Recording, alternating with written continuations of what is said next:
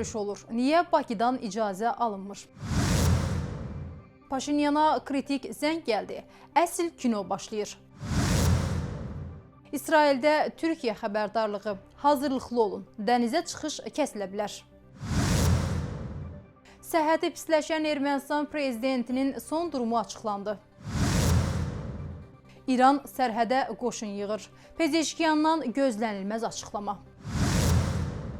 Pezeşkiyan Xamneyni təhdid etdi.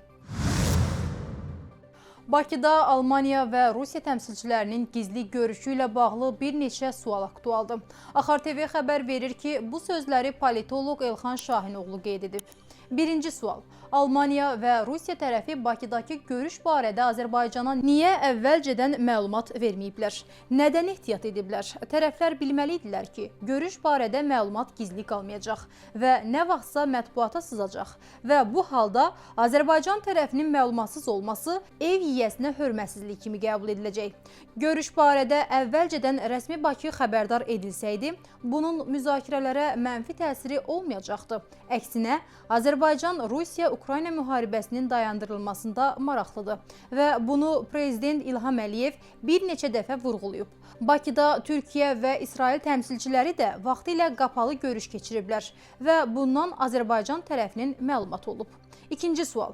Rusiya prezidenti Vladimir Putin Ukrayna ilə atəşkəsə razı deyilsə, tərəflər Bakıda hansı mövzunu və ya mövzuları müzakirə ediblər? Üçüncü sual. Almaniya tərəfdən görüşdə niyə hazırki kanslerin təmsilçiləri deyil, keçmiş kanslerin təmsilçiləri iştirak edib? Məlumdur ki, Vladimir Putinin ən yaxın xarici dostlarından biri Almaniyanın keçmiş kansleri Gerhard Schröder'dir. O, vəzifəsindən uzaqlaşdırıldıqdan sonra Putin dostunu Rusiyanın nəhəng Gazprom şirkətinin direktorlar şurasına təyin edib. Schröder bu vəzifədə kansler vəzifəsindən daha çox maaş alır. Putin son açıqlamalarının birində Rusiya-Ukrayna müharibəsi ilə bağlı danışıqlarda Avropanı məhz Schröderin təmsil etməsi istəyini bildirib. Brüssel və Berlin bu təklifi rədd ediblər. Onlar Putinin dostuna, o cümlədən Gazpromdan maaş alan birisini Avropa təmsilçisi təyin edə bilməzlər. Bunun əvəzinə Putinin təmsilçiləri ilə görüşə Schröderdən sonraki kansler Angela Merkelin təmsilçilərini göndəriblər. Böyük ehtimalla bunu da Putin istəyib.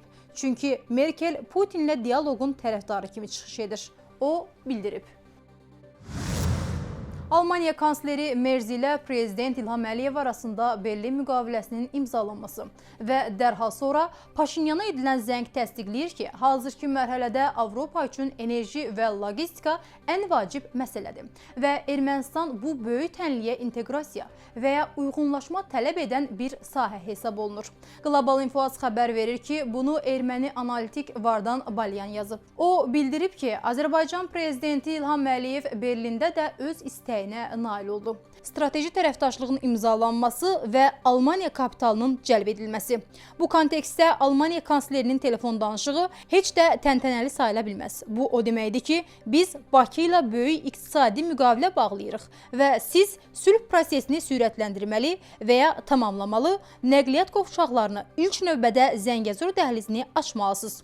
Daha başa düşülən dildə desək, Paşinyana konstitusiya referendumunun keçirilməsini sürətləndirmək və sülh müqaviləsinin imzalanması üçün Azərbaycanın ilkin şərtlərinin yerinə yetirilməsini təmin etmək tövsiyə olunub.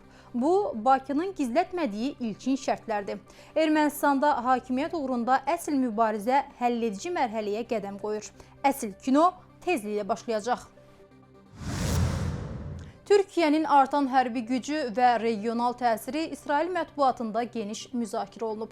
Axar TV publikasiya istinadla xəbər verir ki, İsrailin İsrail Hayom və ICE nəşrlərində dərc olunan təhlillərdə Təl-Əviv rəhbərliyinə Türkiyənin artan təsirinə qarşı hazırlıqlı olmaq çağırışı edilib. Təhlillərdə Türkiyənin Yaxın Şərq və Şərqi Aralıq dənizində nüfuzunu artırdığı, regional proseslərdə daha fəal rol oynadığı və müdafiə sənayesini gücləndirdiyi vurğulanıb.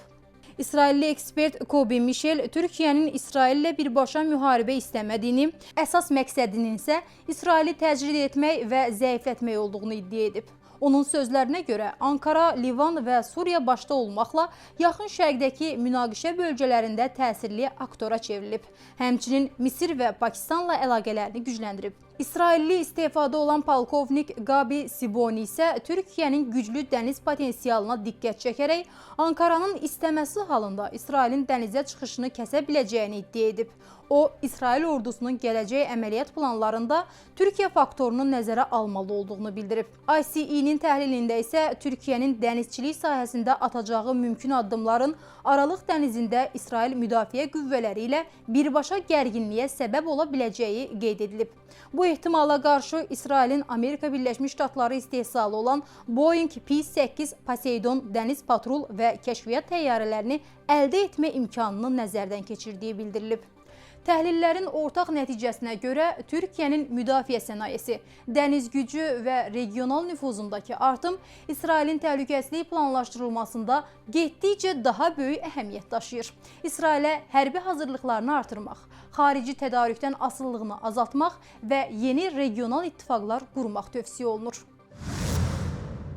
Ermənistan prezidenti Vaqen Xaçaturyan Nairi Tibb Mərkəzində müntəzəm tibbi müayinədən keçib və lazımi tibbi xidmətlər alıb. Bu barədə Ermənistan prezident administrasiyasından yerli mediaya məlumat verilib. Prezident özünü yaxşı hiss edir. Tibbi müayinədən keçdikdən sonra normal iş rejiminə qayıdıb, açıqlamada bildirilib. Xatırladaq ki, bundan əvvəl yerli mediada Ermənistan prezidentinin infarkt öncəsi vəziyyətdə xəstəxanaya aparıldığı barədə məlumat yayılmışdı. İranın İraqla sərhədə qoşun yığması xəbərləri fonunda prezident Məsud Pezeşkiyanın verdiyi açıqlama diqqət çəkib. Axar TV Qlobal İnfazı istinadla xəbər verir ki, Pezeşkiyan İraqın Tehrana yeni təyin olunan səfiri Yasir Əbdülzəhra Əl-Həcacın etibarnaməsini qəbul edərkən iki ölkə arasında tarixi münasibətlərdən danışıb. O bildirib ki, heç bir qüvvə İranla İraq arasındakı əlaqələri poza bilməz. Bizim əlaqələrimiz daha dərin tarixi, mədəni, dini münasibətlərə dayanır. İki ölkə arasında əməkdaşlığın dərinləşdirilməsi və regionda sülh, təhlükəsizlik, davamlı inkişafa nail olmaq üçün ortaq imkanlardan istifadə etməliyik. Regionumuz böyük təbii və iqtisadi imkanlara malikdir. Region ölkələri ortaq maraqlar çərçivəsində əməkdaşlığı genişləndirərlərsə, sülh, rifah, tərəqqiyə əsaslanan gələcək qura bilərlər. Qeyd edək ki, bir qədər əvvəl Amerika Birləşmiş Ştatları ilə münaqişə fonunda İranın İraqla sərhədə qoşun cəmləməsi haqda xəbərlər yayılıb. Ötən gün isə İranın İraqa qurudan müdaxilə edə biləcəyi iddia edilib. Bundan başqa, Tehran gecə saatlarında İraqdakı Amerika Birləşmiş Ştatları hədəflərinə zərbələr endirib. Məsud Pezeşkiyan hökuməti İranın ali rəhbəri Müştəba Xamneyiyə Amerika Birləşmiş Ştatları ilə danışıqlarda israrını bildirdiyi, hətta onu təhdid etdiyi 28 məktub göndərib. Bunu İran parlamentinin deputatı Əbülfəzl Əbüturabi deyib. O iddia edib ki, parlament sədri Məhəmməd Baqir Qalibaf və prezident Məsud Pezeşkiyan Amerika Birləşmiş Ştatları ilə danışıqlar tələsinə düşüb. Hazırda Amerika Birləşmiş Ştatları ilə danışıqlardan bəhs edən hər kəsin ağlına şübhə ilə yanaşmaq lazımdır. Əbüturabi əlavə edib ki, İran daha 2 həftə müharibəyə tab gətirə bilsəydi, Amerika Birləşmiş Ştatları və prezident Donald Trump danışıqlar başlamazdan əvvəl Tehranın bütün tələblərini qəbul edəcəkdi.